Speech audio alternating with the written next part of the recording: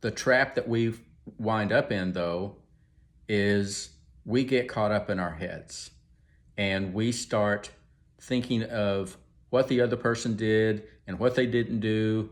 And we get into what one of my coaches called the blame, shame, victim game. And we stay thinking instead of feeling what we most need to feel. And sometimes the other person doesn't understand how to validate us. And so what we have to do is take responsibility for our own feelings and validate ourselves. We have to be aware that we're getting caught in these negative thought patterns and that we're starting to create beliefs and perceptions that are just based on our own disappointments, our own frustrations, and that if we can recognize what we're feeling and tell ourselves, you know what, I think I'm really feeling angry because this person let me down. And I'm just going to stop for a second and I'm just going to feel angry. And I'm going to give myself that grace to just be angry because it's normal to be angry in this situation.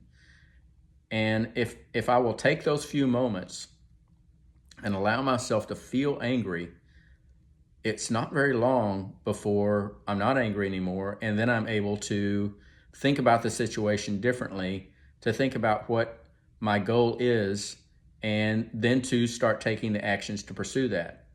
But if I start focusing on how I feel and what the other person did or what the other person didn't do, then I start figuring out, okay, how am I going to avoid that person? Or how am I going to not have them in my life anymore? Or how am I going to just be cold and indifferent to them? You know, because what I'm most afraid of, if I'm not validating my feelings, I'm most afraid of getting hurt again. I'm most afraid of being betrayed again. And it's not their responsibility to act differently with me. It's my responsibility to take responsibility for my own feelings, to empower myself and to work through that. And so validation is a tool that you can use both externally and internally. And I think if you do that and practice that on a regular basis, then your relationships will go very differently. Thank you.